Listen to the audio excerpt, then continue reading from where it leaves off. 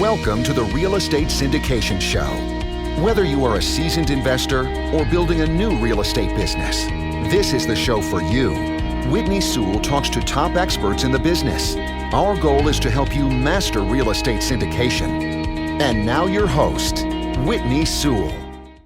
This is your daily real estate syndication show. I'm your host, Whitney Sewell. Today our guest is Kathy Fettke. Thanks for being on the show again, Kathy. Thanks for having me back. Yeah, I'm honored to have you on the show. It's always a pleasure to connect with Kathy. Her and her husband, Rich, are just people that I have a high level of respect for in this industry. They have just an amazing story of how they even got into this business, and I would encourage you to look them up. But a little about Kathy. In 2009, she had $200 in her business account and didn't know how to pay her employees. Times were tough during the great housing recession. 11 years later, she has syndicated over $140 million in real estate developments, owned rentals nationwide, and has 50,000 members at Real Wealth. She's the author of Retire Rich with Rentals, host of the Real Wealth Show, and frequent guest expert on ABC, CBS, MarketWatch, Fox, Bloomberg, and the Wall Street Journal. Kathy, thank you again. Why don't you give us a little update about Real Wealth, what you and Rich are up to right now, and let's dive into just the current market situation. I'd love to get your take on what all's happening and what you see in the future. Yeah, well, I got to say, Whitney, for a few years, I was extremely jealous of you and everybody else doing multifamily. We are mostly single family, 1 to 4 unit people. We've syndicated a few apartments, but they were super challenging. As you know, I think I talked about it on past shows.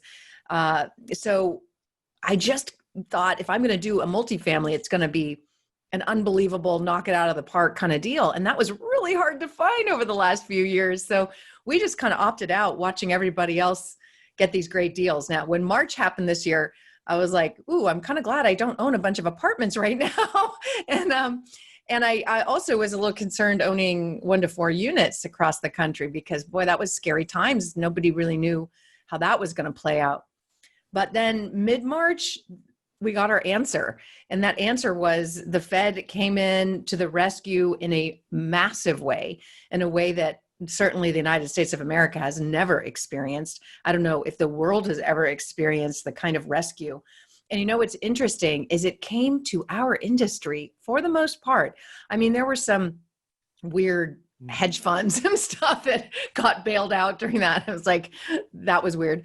But the majority, basically the Federal Reserve said, we are going to do unlimited stimulus in the form of basically, creating money so that the banks could lend it for almost nothing, borrow it for almost nothing, and then lend it out for 3% more than what they're borrowing it for which is almost nothing. So people can borrow at historically low rates again, around 3%. And that says a lot that the Federal Reserve, which basically is in charge of monitoring the U.S. economy, was going to do unlimited stimulus, continues to do so, with that money flooding into our industry, which is it's basically real estate. And commercial and residential. Normally, at least in the past, that money went to homeowners, to rescue homeowners. This time it also went to, commercial loans. So that's the difference. Nice. That's why, yeah.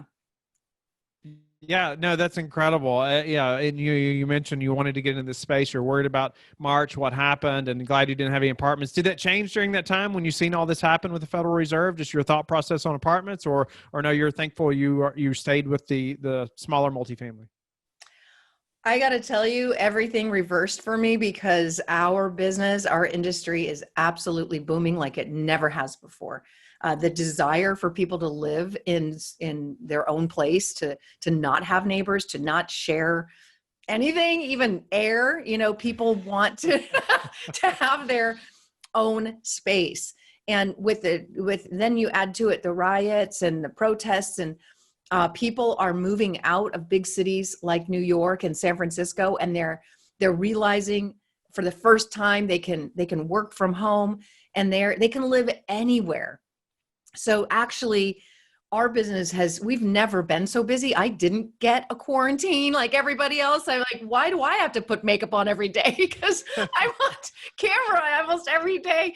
Like, we've never been so busy. We had more new members at Real Wealth in 1 month than we had in an entire year. Wow. We had, we have syndicated mostly, like I said, I'm a single family expert. So we've raised money for residential developments and subdivisions, because back in the last downturn, we picked up land for almost nothing. I started syndicating that way. We bought land for pennies on the dollar back then. No one wanted it. And it's taken, in some cases, 10 years to get the entitlements, to get the horizontal construction. We bought 4,200 lots in Tampa in 2011 or 12 for 10% of its value. I mean, wow. It was $160 million in escrow in 2006. The market fell. That closing never happened. We bought it for $16 million, which we syndicated, but it's taken 10 years. So in March, I thought, oh boy, that's the problem with these long-term plans, is you cannot plan long-term. You have no idea what's coming. It's like, oh, we're going to come out with these homes right when nobody wants them. Well, guess what? Because of the Fed stimulus, everybody wants them. So, and these 4,200 lots are outside of Tampa, and you've got people pouring in from New Jersey and New York, really all over the country. San Francisco, they're moving to Florida, and we have tremendous demand. So that, but we also were building subdivisions in really odd, off the map places like Bozeman, Montana, because we didn't want to compete during the last 5 years where it was just such intense competition with builders, basically outbidding and driving land prices up. We didn't want to do that. So we were going into areas they weren't. And we got this big land, this farmland up in Bozeman that has a college, and it's near great skiing, great fishing, great hiking. It's incredible. It's the place you'd dream to retire. And my partner just saw the vision that, well, first of all, there's no competition. There's no other builders. Let's do it. My investors took the risk. They believed in me in buying raw land in Montana. And now that people can literally work from anywhere, guess who's got record sales in Montana? I mean, it's unbelievable. That's awesome. Yeah. What a great vision there. And I wonder, you were buying land at 10% on the dollar, back then. So, what about moving forward, or do you expect that to happen again? Right now, it's not looking good for land prices. They're going up like crazy. I mean, it's great if you own land, because if you owned land literally 6 months ago, you might have been freaking out like we were. But because of the Fed stimulus and because of so many companies being forced to learn how to Zoom, they're like, wow, we can save a lot of money. I'll tell you what, at Real Wealth, we saved hundreds of thousands of dollars by not doing live events, by not traveling. It's incredible. And so, other companies are going, wow, maybe I don't need that downtown space. Right. They've learned. I mean, Rich and I have been a remote company for 10 years, so there was no extra learning needed, but we were doing live events still. The problem with live events is not everyone can attend. Not everybody can fly across the country and go on our tours and go to our live events. And people would say, please record them. And we were like, I don't feel like it. So we didn't do it. Now we just did our first virtual live event in the way that we did it. We've been doing webinars for a long time, but we had more people attend and sign up for that virtual live event than we ever would have had in person. The interesting thing is that many of the dynamics that were already in play have been accelerated. So there was already an increase in work from home, right? That just went bonkers. I mean, you and I, we've been doing Zoom and GoToMeeting, we've been doing internet stuff for a long time, but it's shocking to believe that a lot of people had to learn it in the last 6 months. So it was already trending towards work from home. It just got accelerated. There was already a trend of people wanting to kind of move into the suburbs. There was this belief that downtown would be the place to be. But, the fact of the matter is, once millennials start having kids and they have dogs, those really cool, hip downtown apartments aren't as great. our millennial marketing guy was like, I live in downtown Salt Lake. All I have to do is walk downstairs and there's restaurants. Well, now they have twins and another kid. They moved to the they moved to the suburbs before this. Their priorities change, don't they? They do. That cool, trendy living is not so cool with little ones. And we know that we've got a massive millennial population that is forming families. And so again, that trend was already happening. It just accelerated. Nice. You got kids at home, you need more space. Let's face it. You're going to just absolutely not enjoy parenting if you're like locked in a small space. Right. So. Kathy, especially coming through 2008, in that crisis and just your experience in real estate business and knowing so many experts in this space, what do you see coming, 6 months, 12 months from now, and what's real wealth doing? Are you all buying? I assume you are, but I just wondered, what do you see coming and what's your all's game plan or business plan moving forward? Do you know what's amazing? Almost nothing is changing. If anything, we're just gearing up because we've discovered that what our plan was good. So even though I was feeling this jealousy and I wish we were doing this and that, and that's how real estate is. Especially on your show, because each time you hear somebody doing something cool, it's like, oh, why am I not in storage units? Oh, why am I not in student housing? It turns out. And I do have FOMO all the time. I'm just like, oh, I'm in this boring single family world. But now all the research we've done, it was on target and nothing has changed. The people who we've helped assist in buying 1 to 4 units nationwide, their prices just went up. Their rents went up. So what do I see? What I've heard, and I have the opportunity like you to interview so many experienced people, economists, and people who counsel builders, because builders really need to be able to see the future because it takes so long to get something built. You need to know what's going to come in 2 or 3 years. So what I'm hearing from them and what I agree with is that there's going to be continued demand for 1 to 4 units, for backyards, for more space, for being away from what could be perceived as more danger, more crime, what we've seen over the last 6 months. So, an increased demand for the good old American dream, right? Whether you're renting it or you're owning it. So, we think based on what we already saw happening, the trends were already moving towards the Southeast. The migration patterns were already moving there because taxes are low, both property taxes and state income taxes and all kind, it's just cheaper, but you still have great weather. You still have great people, lots of entertainment. There's lots going on. And so that was already projected to be like a 10 million population shift minimum. And it could end up being more as a result of all this. So we're staying on track with focusing on the Southeast. But what is cool is we would offset that with Midwest, Ohio, Detroit, Kansas City, Indianapolis. These are areas we've been in for 10 to 15 years, helping investors buy in those areas. Even Cincinnati has incredible demand, both for rentals and for new homes and for, it's even Cincinnati where people are like, oh, Ohio, people are leaving Ohio. They're not.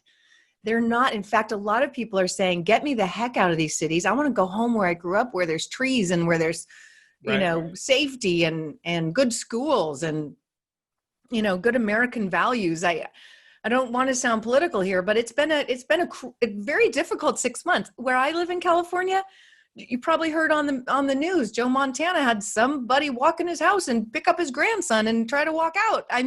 Because we're a sanctuary city. Utah is famous for, and many cities have done this, filling up buses of homeless people and literally sending them to California because we're a sanctuary.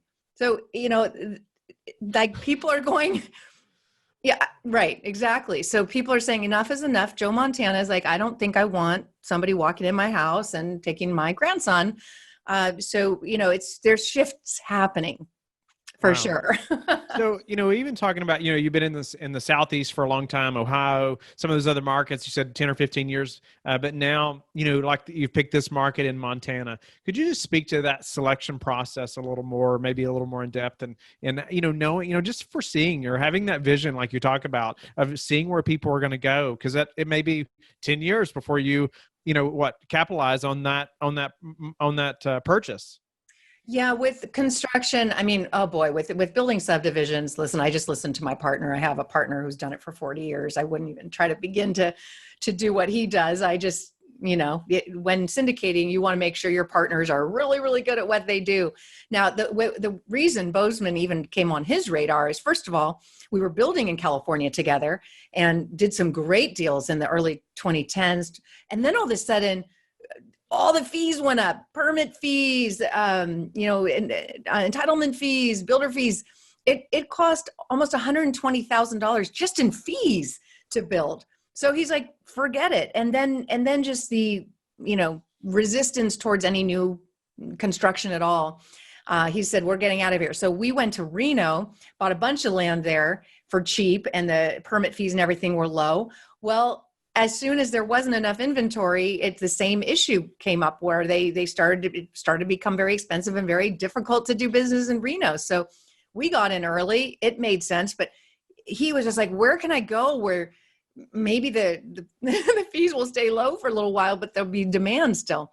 So it turns out in this case, it was just his daughter was going to Bozeman, Montana University, or whatever the one is. I should know, but the big university that's in Bozeman.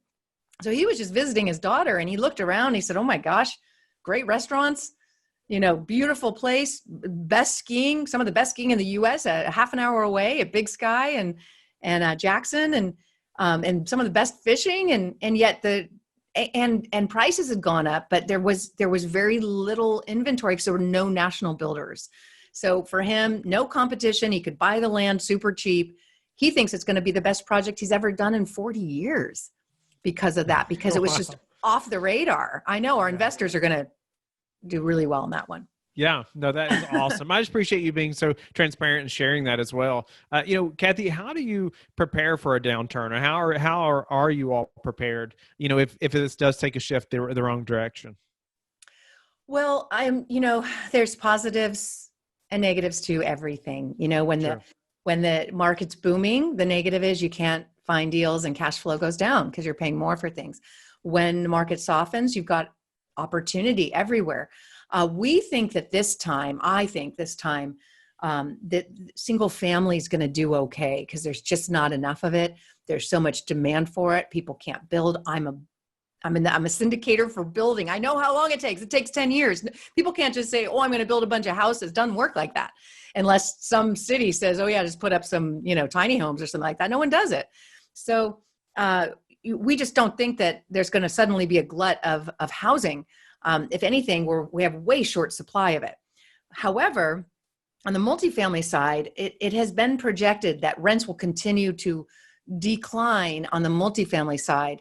Rents are coming in, but they are declining. Now, better than anyone, because you look at, how many people you've interviewed. When rents go down on multifamily, it dramatically affects the value. And sure. Sometimes, and I've spoken at lots of events about this, and people did not know this.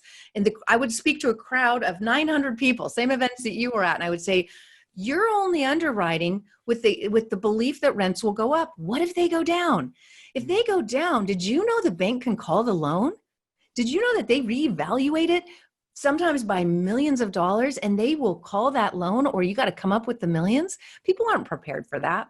So it's my opinion, and I said this a year ago before I knew about any kind of virus, that there's going to be a huge opportunity to buy multifamily for cheaper. And that's already happening in the 20 to 80 unit territory. It's mom and pops who are like, what happened? They don't have the reserves. They can't evict. Rents are going down. They got loans that might be getting called. They can't pay them.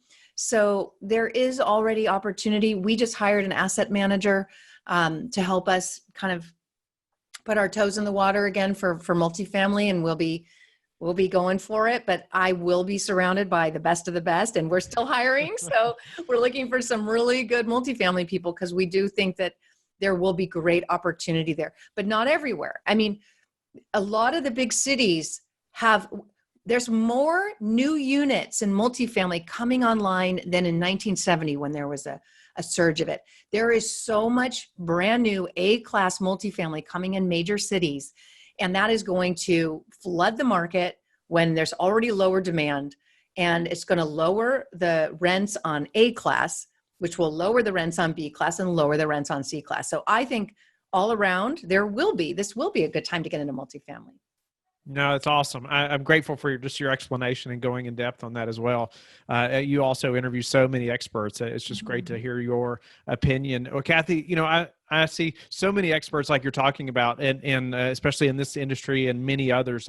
And what I find is that they all, most of the time anyway, have a very high level of self-discipline. And I think you and Rich definitely have that. And I just wonder for you, like, where did you gain that high level of self-discipline?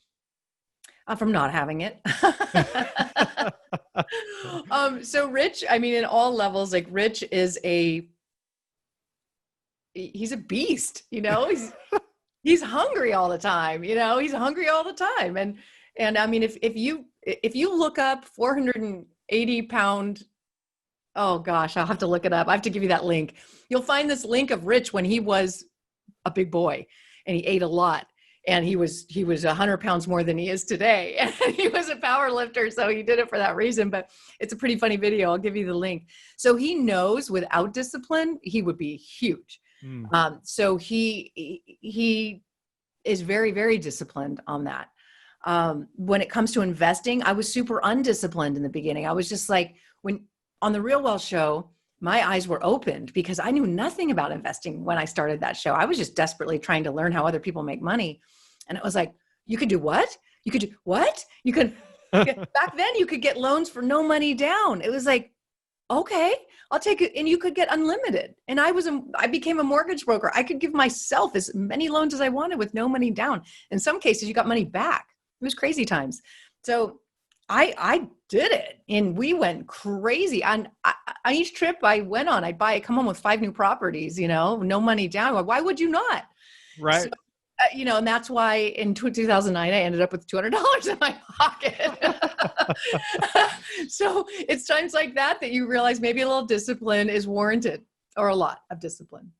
So in the last few years, we just turned down, we get probably, we turn down hundreds of deals. People come to us all the time, and it's like, it's just no.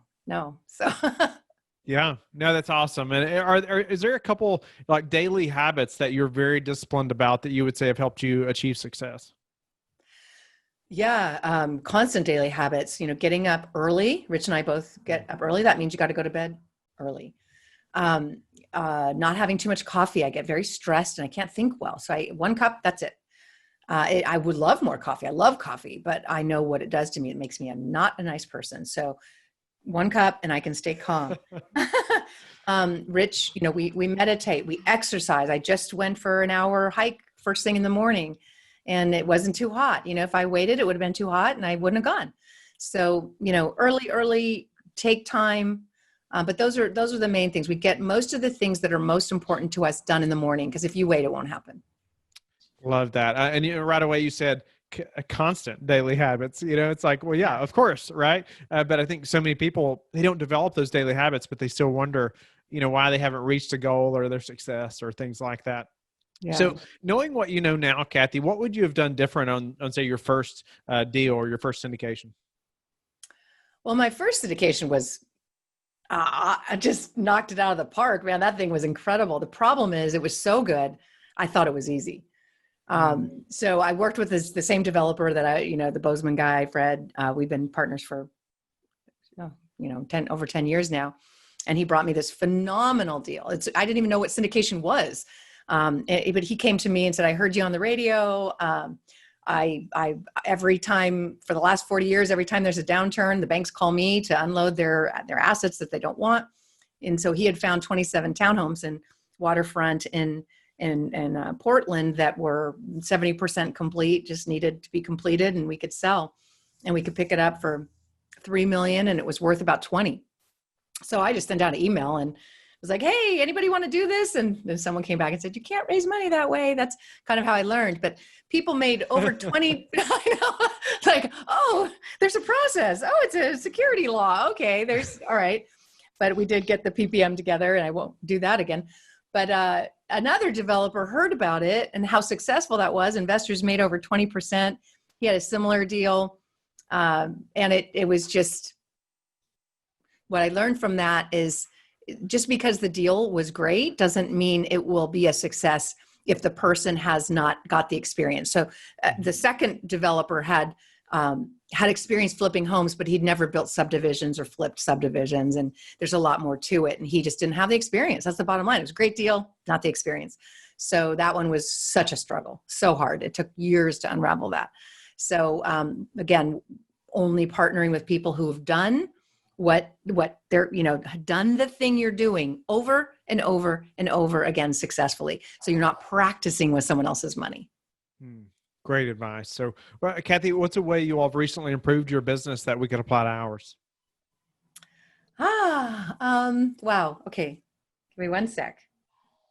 Mainly, Rich and I have gotten in alignment through what's called EOS. And I'm sure you've heard that a lot on your show, the EOS system. We implemented that a few years ago, but what was missing was the VI relationship. But yep, there it is.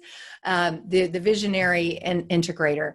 I'm the visionary. I've got a new idea every day. I'm the person you bring in the room when you need, a new direction, or you need to be able to see where things are going, or you want connections. I am not the person to implement any of it.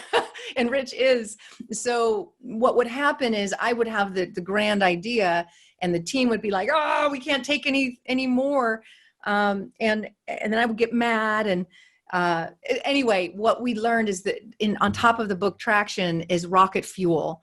And that's the VI relationship that is basically like what make McDonald's great. They have the VI, the visionary, who's controlled by the integrator, but not so controlled that the visionary the lights are turned off. That visionary is what takes the company. It's the same with Steve Jobs. He was the visionary, right, but he couldn't implement all his crazy ideas. So the integrator has to be able to take the ideas and determine which ones they're all $1 million ideas, but which one can we integrate? Which one can we make happen?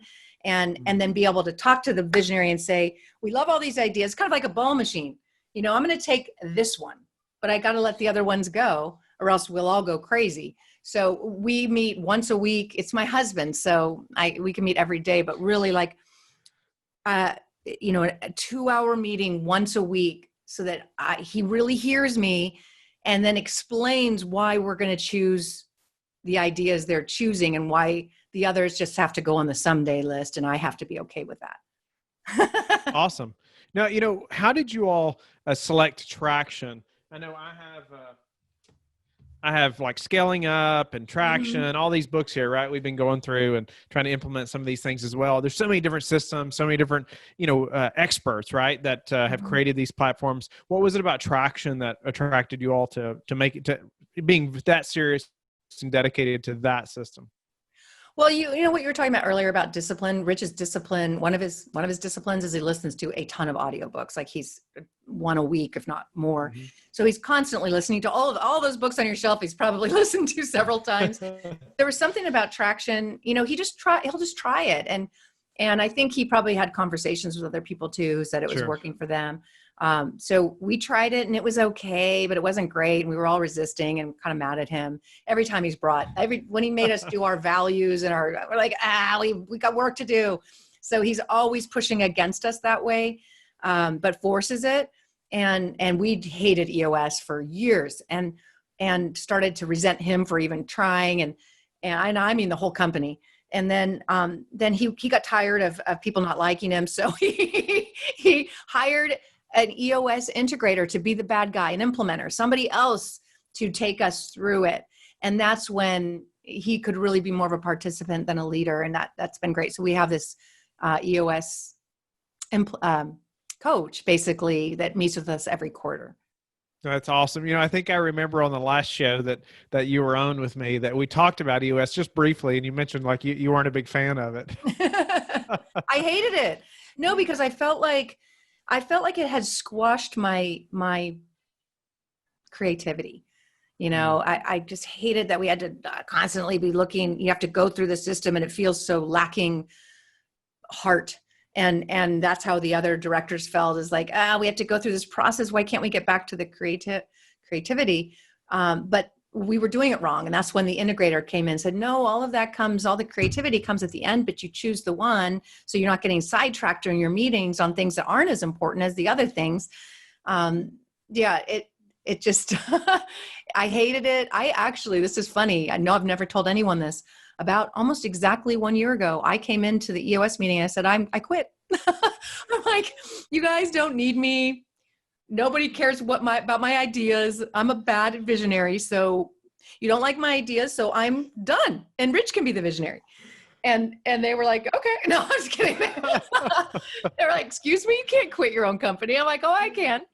But then that's when we had the EOS guy, the consultant. He's like, okay, guys, she's not feeling respected. Here's some new ground rules, basically. That's a good husband right there. Stepping. Okay, I got to figure out a different way, right? Right. And I got to tell you, we're in sync now. Now everybody loves it now because we're using it right. But when you just read a book and it's not the same. So I do highly recommend an EOS implementer. Awesome. Well, what's your best source for meeting new investors right now? Oh my gosh, they're coming to us. We've been in it long enough. Like I said, we had more new members in the last month than ever in a year. So, they're coming to us, but that's built on 10 years of, like you said, consistency. So I've been consistent with the Real Wealth Show. That's hard, right? You know how hard it is to be consistent with shows. It takes a ton of time. We've been consistent with our webinars and our newsletters and our blogs and never missing. So, I think that builds. After 10 years, you don't have to work that hard. Love that. What's the number one thing that's contributed to your success? My husband, because having lots of ideas, visionaries will ruin everything they touch because, we're squirrels. So, there's a new great idea every minute. And then, so it's the steady husband that kept us on track for sure. I want to make sure he gets the credit for that. How do you like to give back? Oh my gosh, we have our Real Wealth Foundation and we've given, I think $500,000. We were hoping to have $1 million by 2020. So we got halfway there and, we give to Operation Smile and, it's all on our website, wonderful organization in Indiana that takes these kids that I hate to say it, but that nobody wants these kids when they're junior high and stuff. And this organization, takes them in and rehabilitates them. And it's just beautiful.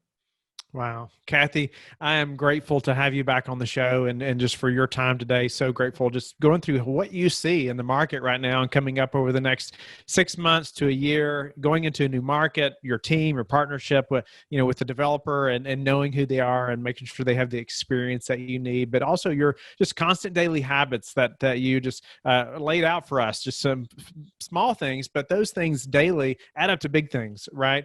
And just implementing EOS and what that's done for you all. And so thank you again for your time. Tell the listeners how they can get in touch with you and learn more about you. Sure. realwealth.com. And it's free to join. You get access to so much data on which markets are emerging, which ones are fading. And we have teams across the country to help you acquire investment property. So realwealth.com. And then of course the Real Wealth Show. Thank you for listening to the Real Estate Syndication Show, brought to you by LifeBridge Capital. LifeBridge Capital works with investors nationwide to invest in real estate, while also donating 50% of its profits to assist parents who are committing to adoption. LifeBridge Capital, making a difference, one investor and one child at a time. Connect online at www.lifebridgecapital.com for free material and videos to further your success.